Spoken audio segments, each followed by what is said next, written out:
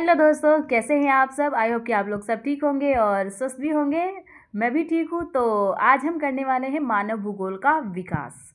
ठीक है, इससे पहले की वीडियो में हम आपको मानव भूगोल की परिभाषा, उद्देश्य, विषय क्षेत्र, प्रकृति और शाखाएं, ये सभी वीडियो हमारे चैनल पे आपको मिलेंगी। आप वहाँ से इस वीडियो को ज़रूर देखिए।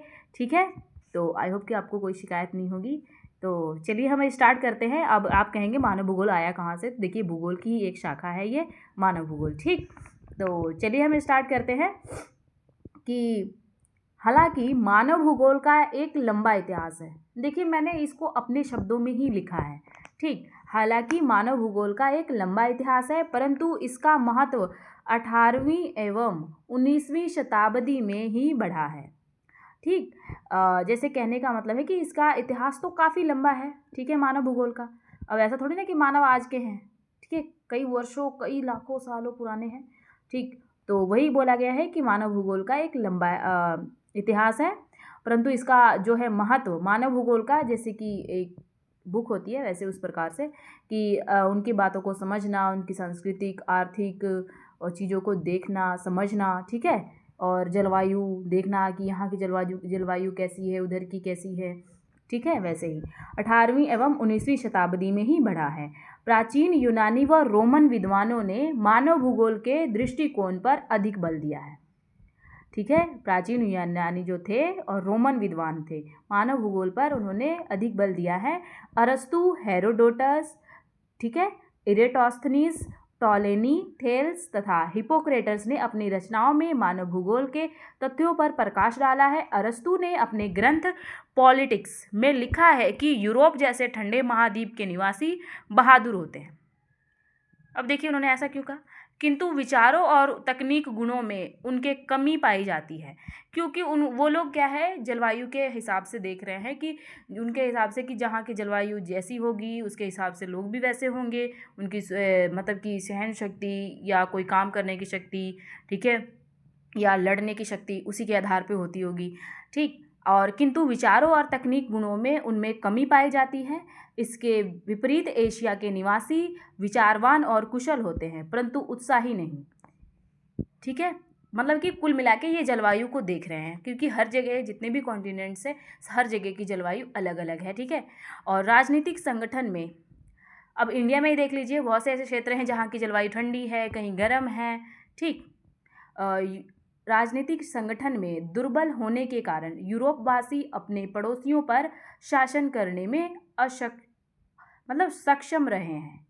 आप यहाँ पे सक्षम कर लीजिएगा, जबकि एशियावासी दास्ता के बंधन में जकड़े हुए हैं। यूनानी विद्वान हिप्पोक्रेटर ने 420 ईसा पूर्व में लिखा था कि मानव स्वभाव के निर्माण में पर्यावरण का हाथ होता है, और उसने यूरोपीय और एशियाई लोगों में भिन्नता का कारण जलवायु बताया है।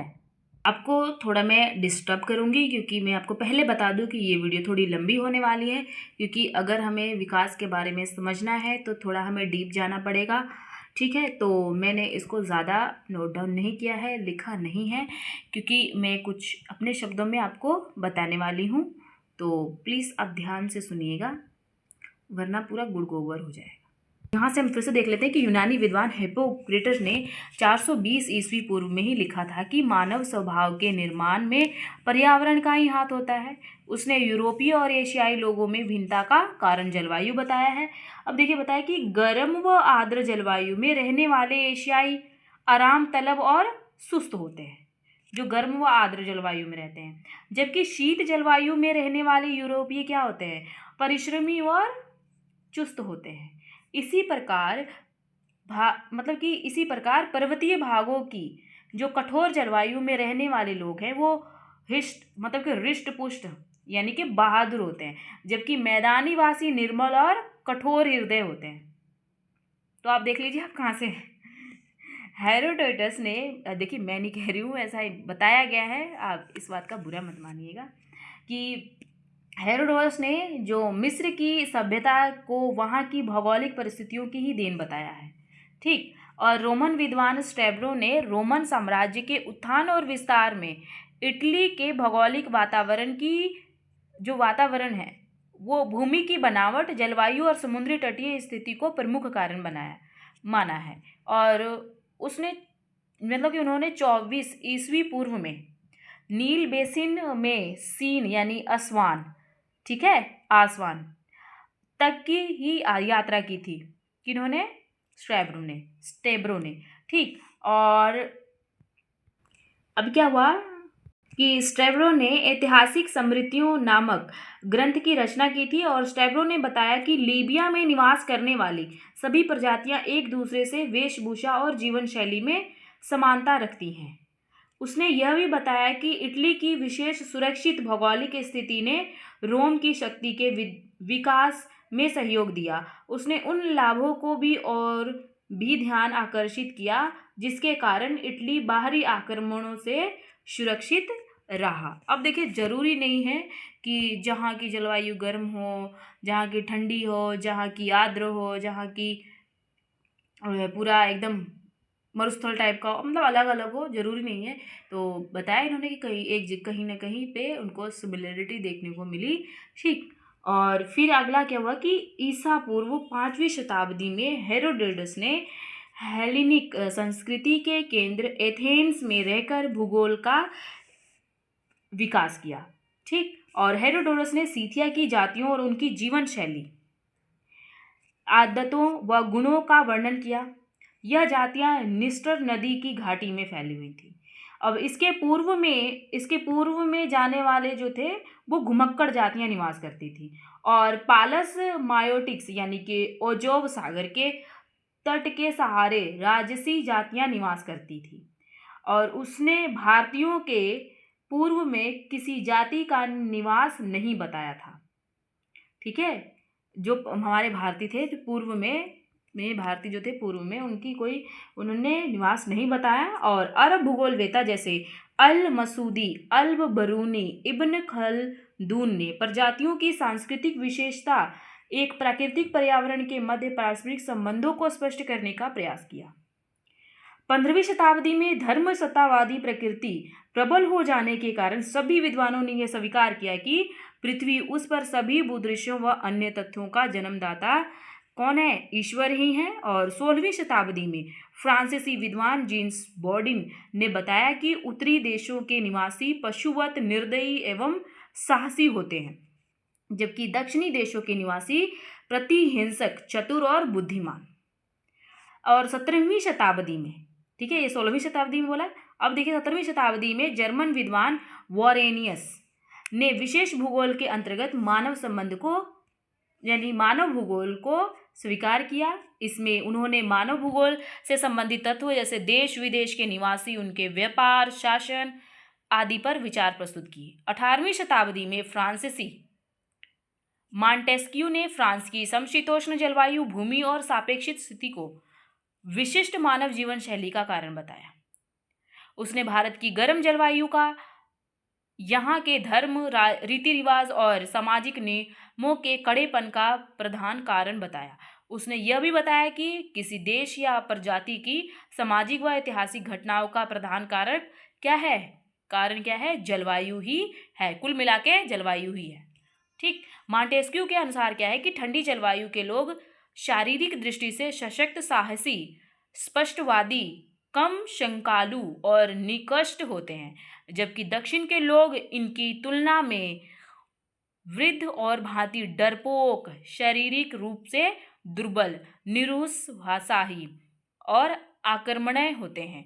उसने यह भी बताया कि उर्वरक प्रदेशों में साम्राज्यवाद तथा ऊसर प्रदेशों के जल तंत्र जो हैं उनका उदय होता है। और मॉन्टेस्क्यू ने भौतिक वातावरण को मानव चरित्र का निर्माता एवं उसके क्रियाकलापों को प्रभावित करने वाला माना है।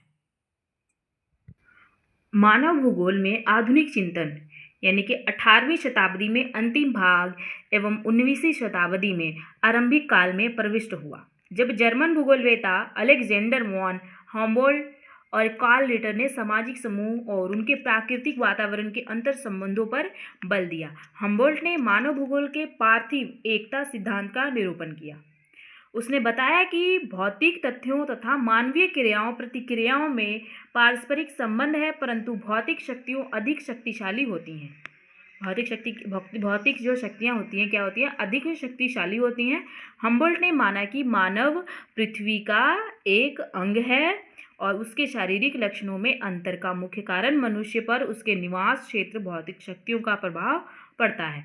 मनुष्य भी इन शक्तियों के प्रभाव को बदलने या अनुकूल बनाने का प्रयास करता है।